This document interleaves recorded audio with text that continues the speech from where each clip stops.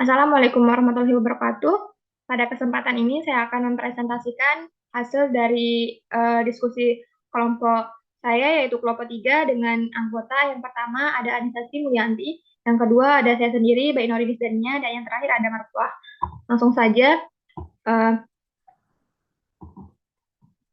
untuk tugas ini yaitu mengenai kebaikan estimator. Pada pembahasan ini terdapat 3 soal. Yang pertama, soal yang di sini saya akan membahas mengenai soal yang pertama, di mana soal pertama ini menentukan estimator parameter beta dari distribusi gamma alpha beta jika parameter alfanya yang diketahui. Nah, langsung saja kita bahas untuk soal yang pertama ini.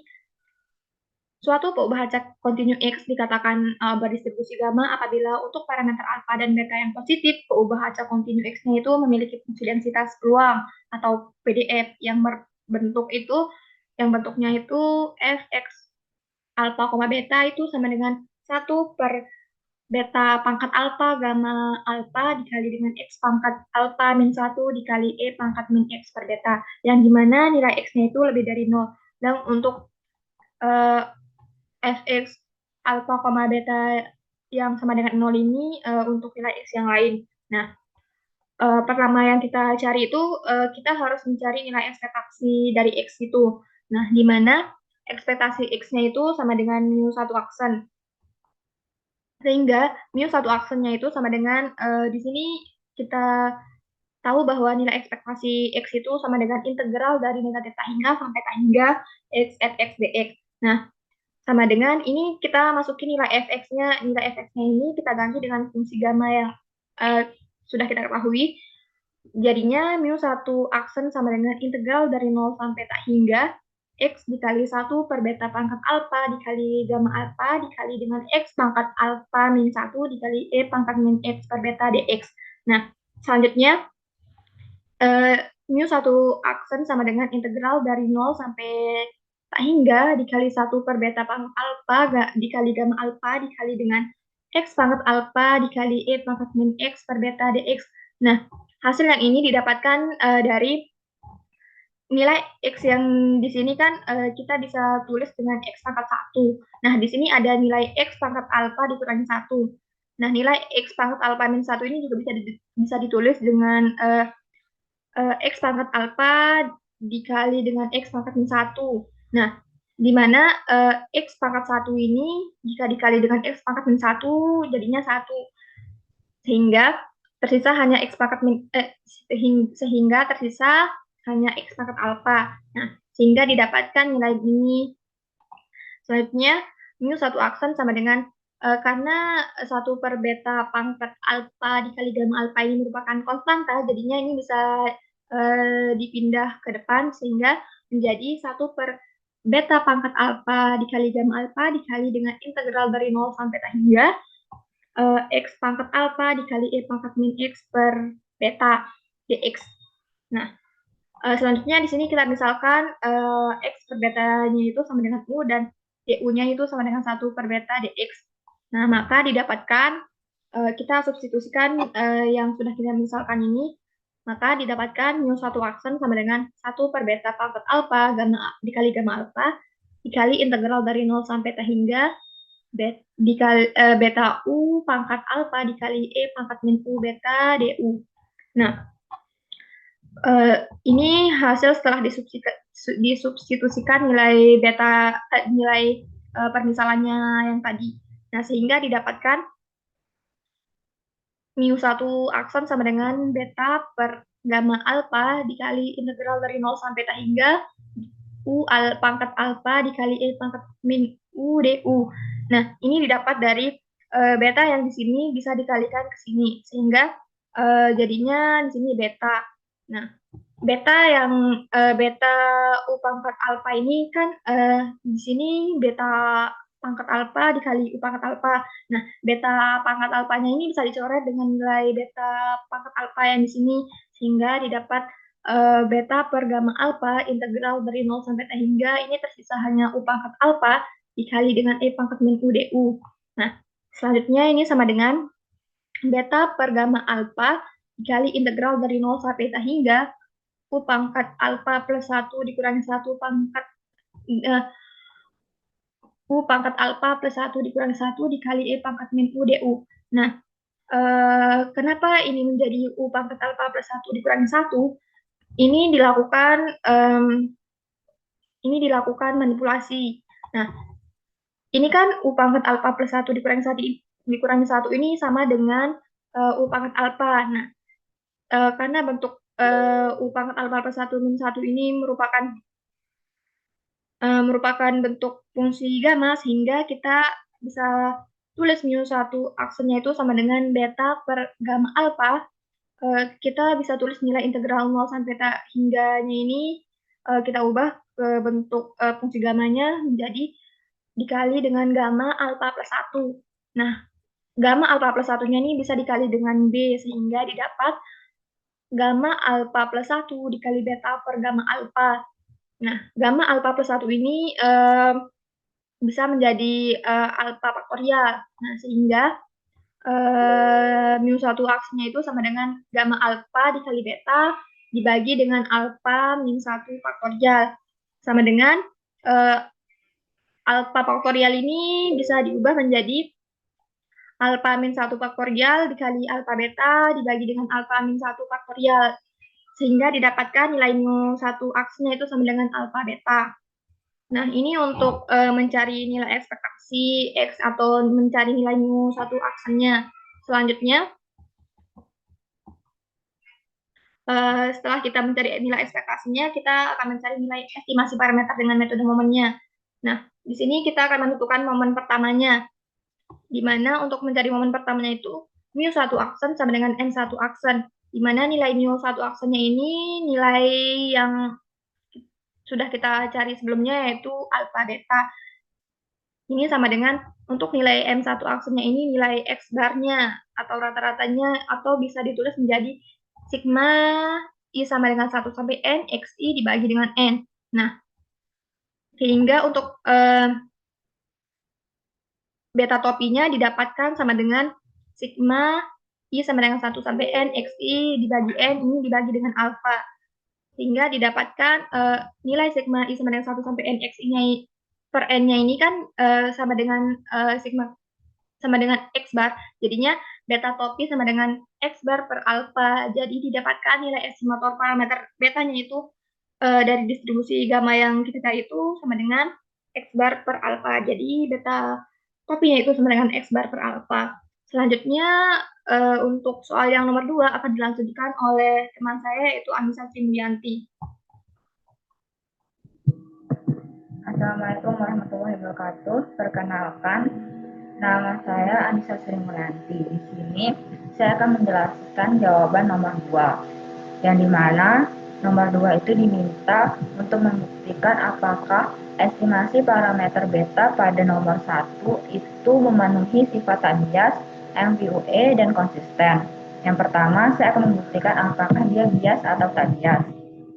Ekspektasi beta topi itu sama dengan ekspektasi X bar per alfa. Nah, alfa yang ada di sini ini kita keluarin, dia jadinya itu 1 per alfa dikali ekspektasi X bar. X bar ini kan sama kayak nomor 1, itu dia bisa diubah menjadi sigma I sama dengan 1 sampai N XI per N. Terus setelah itu 1 per alfa ini nilai N yang di sini sama nilai N yang di sini kan bisa dikeluarin. Nah, nilai sigma yang di sini juga bisa dikeluarin. Jadinya itu ekspektasi beta topi sama dengan 1 per alfa dikali 1 per N dikali sigma I sama dengan 1 sampai N dikali ekspektasi FI. Sigma I sama dengan 1 sampai N itu kita bisa misalin dia jadi N. Terus ekspektasi XI-nya itu kan udah kita cari di nomor 1 dan ketemunya itu kan alfa per beta. Jadi kita masukin dia ke sini, jadinya tuh ekspektasi beta topi sama dengan 1 per alfa dikali 1 per N dikali N dikali alfa beta. Ekspektasi beta topi sama dengan beta karena ini nilai alfanya bisa dicoret sama ini, nilai N-nya bisa dicoret sama ini. Nah, karena nilai ekspektasi beta topi ini sama dengan beta, jadi kita bisa menyimpulkan kalau beta topi ini merupakan penduga yang tak bias. Selanjutnya, di sini kita akan buktikan apakah beta topi ini termasuk MVP atau tidak. Yang pertama, cara pembuktiannya itu kita bakalan cari dulu nilai dari variansinya. Variansi dari mu 2 aksen itu kan sama dengan ekspektasi X kuadrat. Mu 2 aksen itu kan sama dengan integral negatif tak hingga sampai tak hingga X kuadrat fx dx. Nah, fx-nya ini kita bakalan masukin fungsi gamma yang ada di nomor 1 tadi. Mu 2 aksen itu kan sama dengan integral 0 sampai tak hingga X kuadrat 1 per beta pangkat alfa dikali gamma alfa dikali X pangkat alfa min 1 dikali X dikali E pangkat min X per beta dx. Nah, X kuadrat, nah angka 2 yang di sini tuh kita bisa kurangin dia sama angka X pangkat alfa min 2 yang ada di sini. Jadi, terus nilai dari 1 per beta pangkat alfa, gamma alfa ini kita juga bisa keluarin dia. Jadinya itu mu 2 aksen sama dengan 1 per beta pangkat alfa, gamma alfa dikali integral 0 sampai tak hingga X pangkat alfa plus 1 dikali E min X per beta dx. Sekarang kita misalin nilai min X per beta yang di situ jadi U. Terus DU-nya itu kita misalin jadi 1 per B dx. Setelah itu kita substitusikan. Yang kita dapatkan itu mu 2 aksen sama dengan 1 per beta pangkat alfa kali gamma alfa dikali integral 0 sampai tak hingga. Terus ini kita nilai X-nya kita ganti jadi beta U pangkat alfa plus 1 E pangkat min U beta DU. Nah, nilai beta yang di sini nih kita keluarin dia. Setelah kita keluarin nilai betanya itu kan kita integralnya kan nanti sisanya itu jadinya beta kuadrat per gamma alfa integral 0 sampai tak hingga U pangkat alfa plus 1 E pangkat min U DU. Nah, ini tuh kita bisa manipulasi dia jadi fungsi gamma.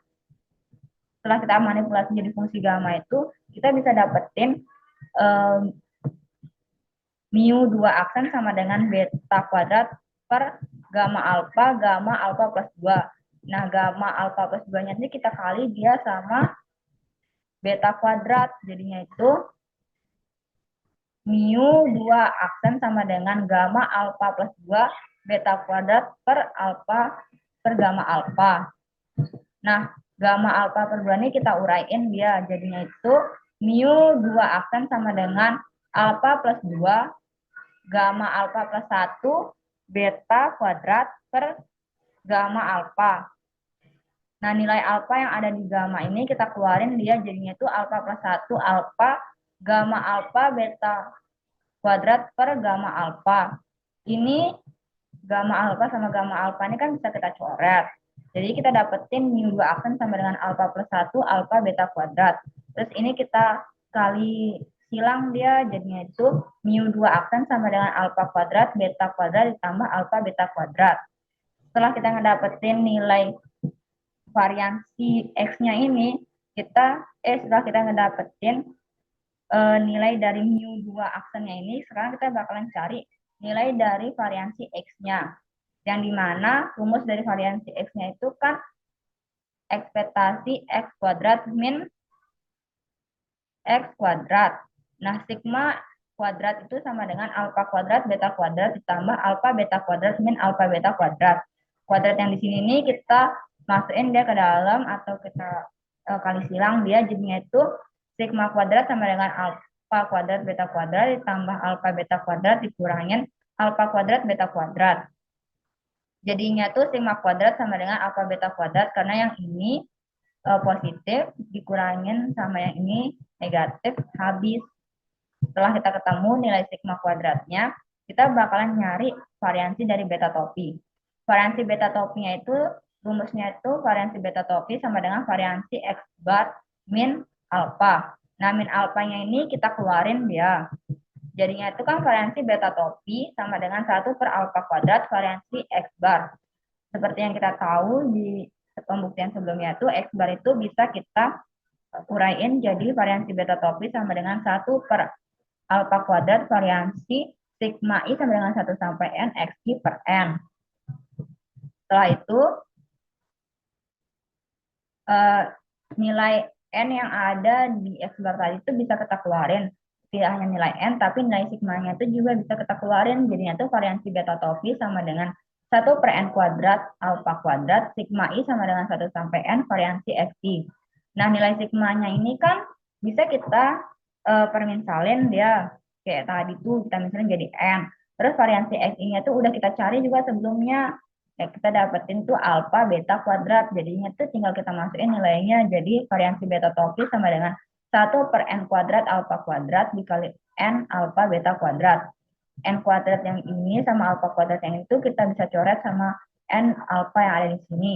Jadinya itu variansi beta topinya itu sama dengan beta kuadrat per N alfa. Nah, sekarang kita mau buktiin dia itu MVUE atau tidak. Cara pembuktiannya tuh ini kita tahu kan ini tuh fungsi gamma. Nah, fungsi gamma yang di sini tuh kita ubah dia menjadi beta pangkat min alfa, gamma alfa pangkat min 1 dikali X pangkat alfa min 1, E pangkat min X per beta.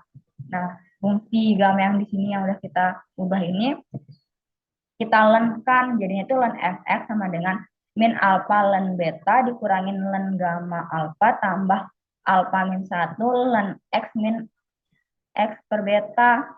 Setelah kita lenkan, itu kita turunkan dia terhadap beta. Jadinya tuh do len Fx per do beta sama dengan ini kalau kita turunkan terhadap beta, dapatnya itu kan min alfa per beta.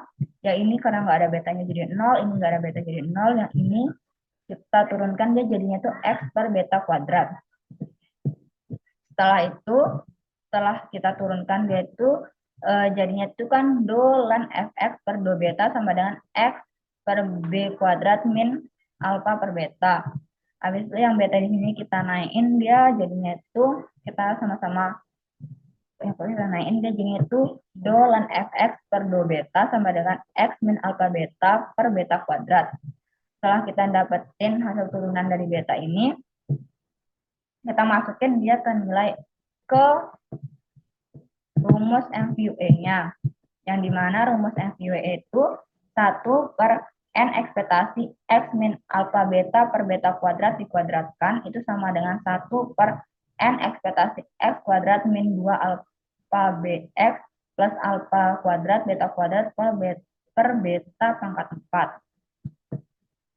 Ini tuh ekspektasi yang di luarnya kita masukin dia ke dalam sini. Kita ubah dia, kita bagi dia jadi 3 gitu. Jadinya itu kan 1/N ekspektasi X kuadrat per beta pangkat 4 2 alfa beta per beta pangkat 4 ekspektasi X tambah ekspektasi alfa kuadrat beta kuadrat per beta pangkat 4. Nah, yang ini kita keluarin nilai X-nya. Kalau kita keluarin nilai X-nya itu kan jadinya 1 per beta pangkat 4 ekspektasi X kuadrat 2 alfa beta per beta pangkat 4 ekspektasi X ditambah alfa kuadrat beta kuadrat. Ini didapetin dari ini beta kuadrat dibagi beta pangkat 4 kan jadinya hasilnya begini. Terus setelah itu kita substitusiin nilai ekspektasi X kuadrat sama ekspektasi X yang udah kita cari di pembuktian sebelumnya.